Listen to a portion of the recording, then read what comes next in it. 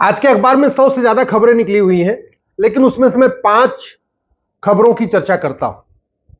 पहली एक खबर आई है फ्रंट पेज के ऊपर कि जम्मू में शिवखोड़ी धाम से दर्शन करके जो यात्री लौट रहे थे उनके ऊपर आतंकवादी हमला हुआ है। 9 लोग मारे गए और 33 लोग घायल हैं। दूसरी खबर यह है कि मणिपुर में उग्रवादियों ने 70 हिंदुओं का घर जला दिया और वो सब पलायन कर गए। तीसरी खबर यह है उत्तर प्रदेश में खनन माफियाओं ने पुलिस को कुचल दिया, आम जनता को नहीं, पुलिस वालों को ही कुचल दिया। चौथी खबर यह है बिहार में खनन माफियाओं ने वहां पे जो अधिकारी गए थे रोकने, उनकी गाड़ी को टक्कर मार दिया और उनको मारने की कोशिश किया। और पांचवी खबर यह है उत्तर प्रदेश में एक 7 साल के बच्चे को किडनैप किया गया फिरौती के लिए, और फिरौती नहीं मिली, उसकी हत्या कर दी। मैं आपसे पूछ रहा हूं, दुनिया में 195 देश हैं, 195 कंट्रीज हैं, क्या पूरी दुनिया में आतंकवाद है क्या? नहीं। जब पूरी दुनिया में आतंकवाद नहीं है और भारत में आतंकवाद है, इसका मतलब आतंकवाद लाइलाज समस्या नहीं है, हम उसकी ठीक से दवाई नहीं कर रहे। क्या पूरी दुनिया में उग्रवादी लोगों का घर जलाते हैं, जैसे मणिपुर में 70 लोगों का घर जला दिया? नहीं। तो भारत में अगर उग्रवादी हिंदुओं का घर जला रहे हैं, पूरी दुनिया में ऐसा नहीं होता है, इसका मतलब ये जो उग्रवाद भी लाइलाज समस्या नहीं है, यह विश्वव्यापी समस्या नहीं है। भारत में उत्तर प्रदेश में और बिहार में खनन माफियाओं ने पुलिस वालों को कुचल दिया। क्या पूरी दुनिया में खनन माफिया ऐसे ही काम करते हैं क्या? नहीं। इसका मतलब ये जो खनन उद्योग है, जो खनन माफिया है, इनका भी पूरा इलाज है, ये भी कोई लाइलाज समस्या नहीं। 7 साल के बच्चे को किडनैप किया, फिरौती नहीं मिली, हत्या कर दिया। क्या पूरी दुनिया में अपहरण होता है क्या? नहीं। इसका मतलब अपहरण, फिरौती, ये भी लाइलाज समस्या नहीं है। तो फिर दिक्कत क्या है? आखिर भारत में क्यों हो रहा है? मैं जैसे बार बार कहता हूं, पहले भी कह चुका हूं, डॉक्टर बदलने से दवाई ठीक नहीं होती है, डॉक्टर बदलने से बीमारी ठीक नहीं होती है, दवाई बदलना पड़ता है।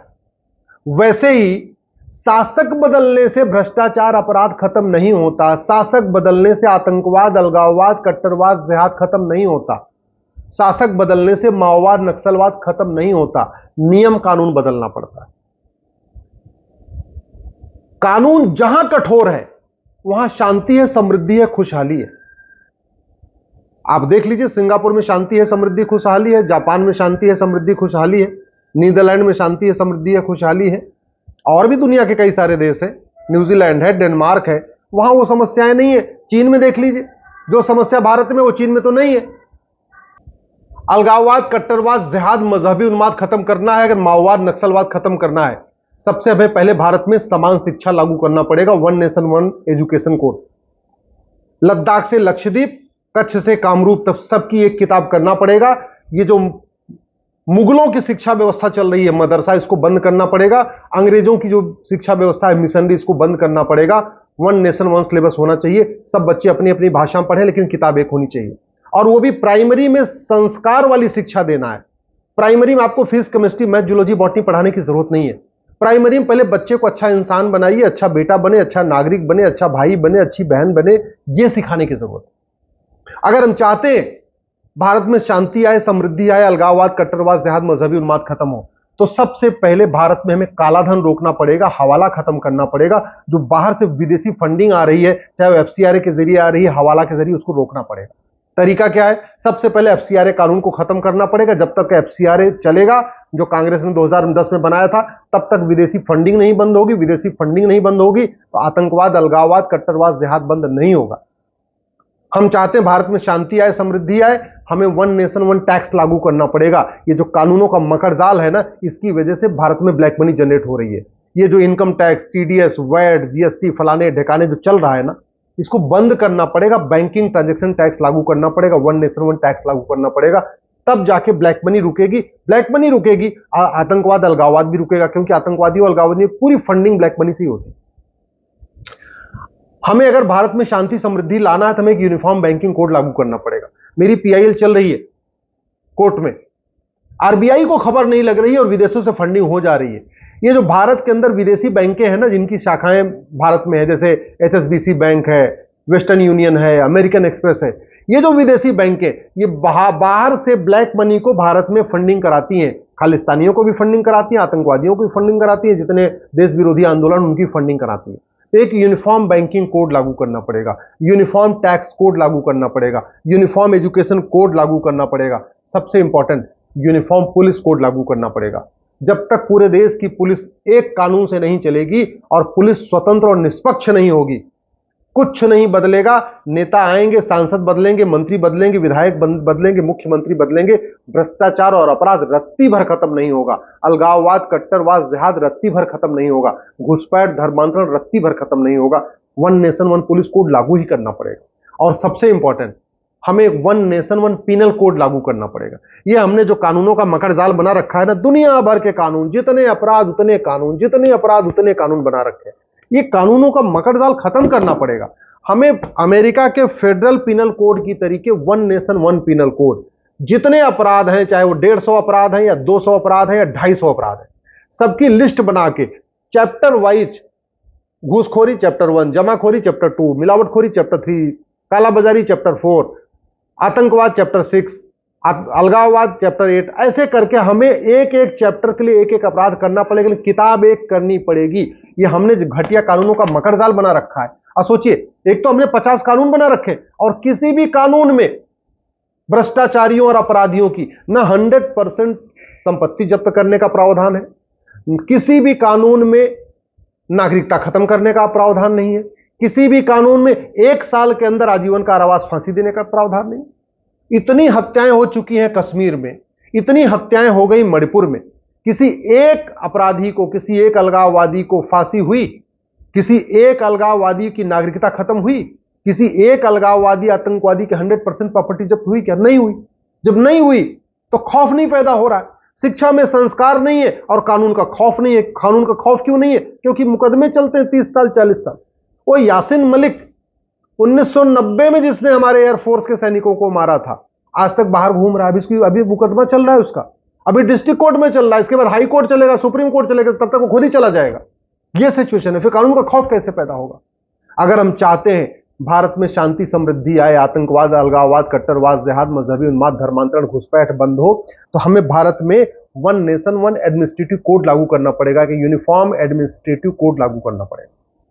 पूरे देश की जो प्रशासनिक जो व्यवस्था है वो एक जैसी होनी चाहिए। जो प्रशासन सत्ता का गुलाम बन के नहीं रहना चाहिए, पुलिस सत्ता की गुलाम बन के नहीं रहनी चाहिए, बल्कि पुलिस और प्रशासन के लिए नेशन फर्स्ट होना चाहिए।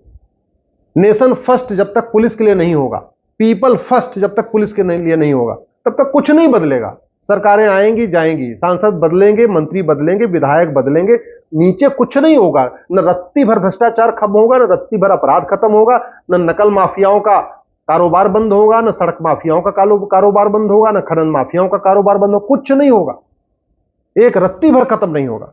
अगर हम चाहते हैं कि भारत में शांति समृद्धि आए, तो हमें जस्टिस विद इन ईयर लागू करना पड़ेगा, एक one nation one judicial code लागू करना पड़ेगा, जजों की मनमानी रोकने के लिए एक जुडिशियल चार्टर लागू करना पड़ेगा, जजों के लिए मैंडेटरी करना पड़ेगा कि आपको हर हफ्ते तारीख देनी है, एक एक हफ्ते पे तारीख देना है, 10 तारीख, 15 तारीख, 14 तारीख, 20 तारीख के अंदर मुकदमा खत्म करना। कोई भी मुकदमा साल भर के ऊपर जाना ही नहीं चाहिए। जस्टिस विद इन ईयर का मतलब 1 साल के अंदर फैसला करना ही करना है, चाहे वो सिविल का मुकदमा हो, चाहे क्रिमिनल का मुकदमा हो, चाहे वो प्रॉपर्टी का मुकदमा हो, चाहे वो कॉन्ट्रैक्ट का मुकदमा हो, जो भी मुकदमा है 1 साल के अंदर खत्म होना ही चाहिए। डिस्ट्रिक्ट कोर्ट में भी 1 साल में होना चाहिए, हाई कोर्ट में भी 1 साल में होना चाहिए, सुप्रीम कोर्ट में भी होना चाहिए। अब आप सोच रहे होंगे ये कैसे होगा, भारत में तो 5 करोड़ मुकदमे हैं, भारत में तो जनसंख्या बहुत ज्यादा है, जजों की संख्या कम है। अरे भैया, जज की संख्या नहीं बढ़ानी है, केवल एक कानून बनाना है कि झूठी शिकायत करने पे 10 से 20 साल सजा होगी, झूठी गवाही देने पे 10 से 20 साल सजा होगी, झूठा हलफनामा देने पे 10 से 20 साल सजा होगी, झूठा मुकदमा करने पे 10 से 20 साल सजा होगी, झूठा कॉन्ट्रैक्ट साइन करने पे 10 से 20 साल सजा होगी, झूठी वसीयत बनाने पे 10 से 20 साल सजा होगी, झूठा विरासत बनाने पे 10 से 20 साल सजा होगी, झूठा आधार बनवाने पे, झूठा ड्राइविंग लाइसेंस बनवाने पे, झूठी वोटर आईडी कार्ड बनवाने पे, कोई भी काम जो फर्जी किया जाएगा उसमें 10 से 20 साल सजा होगी। मैं गारंटी के साथ कहता हूं 50% मुकदमे अपने आप खत्म हो जाएंगे। जिन लोगों ने झूठी वसीयत लिखा के मुकदमा कर रहे हैं ना, वो अपना मुकदमा वापस ले लेंगे। जिन लोगों ने झूठी गवाही दिया है वो मुकदमा अपना वापस ले लेंगे। जिन पुलिस वालों ने झूठी चार्जशीट फाइल किया, झूठी जांच किया है, वो अपने आप आके खुद बोल देंगे भैया हमने जांच झूठी कर दिया, मुझे माफ कर दो, हम सही चार्जशीट फाइल कर रहे हैं। बहुत आराम से, न जज की संख्या बढ़ानी है, न कोर्ट की संख्या बढ़ानी है, केवल एक कानून बनाना है, झूठ को गंभीर अपराध घोषित करना है। और जो बात बार बार होती है ना भारत में, तो कलयुग चल रहा है, कलयुग चल रहा है, मैं गारंटी के साथ कहता हूं 5 साल के अंदर भारत में सतयुग आ जाएगा। 5 साल के अंदर केवल पुलिस रिफॉर्म कर दिया जाए, जुडिशियल रिफॉर्म कर दिया जाए, टैक्स रिफॉर्म कर दिया जाए, एडमिनिस्ट्रेटिव रिफॉर्म किया जाए, एजुकेशन रिफॉर्म किया जाए, केवल यूनिफॉर्म एजुकेशन कोड लागू कर दिया जाए, यूनिफॉर्म टैक्स कोड लागू कर दिया जाए, यूनिफॉर्म बैंकिंग कोड लागू कर दिया जाए, यूनिफॉर्म एविडेंस कोड लागू कर दिया जाए, यूनिफॉर्म जुडिशियल कोड लागू कर दिया जाए, मैं गारंटी के साथ कहता हूं कलयुग में सतयुग आ जाएगा। झूठ पकड़ना, झूठ बोलना गंभीर अपराध, और झूठ पकड़ने के लिए नार्को पॉलीग्राफ ब्रेन मैपिंग अनिवार्य है। इतना करते सब ठीक हो जाएगा। नहीं तो सरकारें बदलेगी, शासन बदलेगी, नेता आएंगे जाएंगे, न कश्मीर शांत होगा, न मणिपुर शांत होगा। और एक बात याद रखिएगा, 9 राज्यों में हिंदू, जैन, बौद्ध, सिख खत्म हो चुके हैं।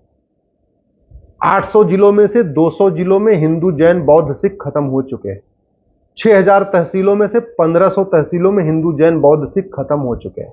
अभी भी अगर हमने judicial justice with in year लागू नहीं किया और कठोर दंड की व्यवस्था नहीं किया, भय बिन होय न प्रीत, जब तक शिक्षा में संस्कार नहीं होगा और कानून का खौफ पैदा नहीं होगा, तब तक ऐसे ही आतंकवाद भी चलेगा, अलगाववाद भी चलेगा, कट्टरवाद भी चलेगा, जिहाद भी चलेगा, मजहबी उन्माद भी चलेगा, घुसपैठ भी होती रहेगी, धर्मांतरण भी होता रहेगा, सब कुछ चलता रहेगा। लेकिन कानून अगर बदल दिया, मैंने कहा ना, बीमारी ठीक हो जाती है। जैसे दवा बदलने से बीमारी ठीक होती है, डॉक्टर बदलने से नहीं, वैसे शासक बदलने से कुछ ठीक नहीं होता। कानून बदलने से भ्रष्टाचार अपराध खत्म होता है। मेरी बात अगर ठीक लगी हो, इस वीडियो को अपने ट्विटर पे डालिए, फेसबुक पे डालिए, इंस्टाग्राम पे डालिए, व्हाट्सएप ग्रुप पे डालिए, जहां जहां शेयर कर सकते हैं शेयर करिए। नहीं तो आने 20 से 25 साल के बाद भारत बर्बाद हो जाएगा।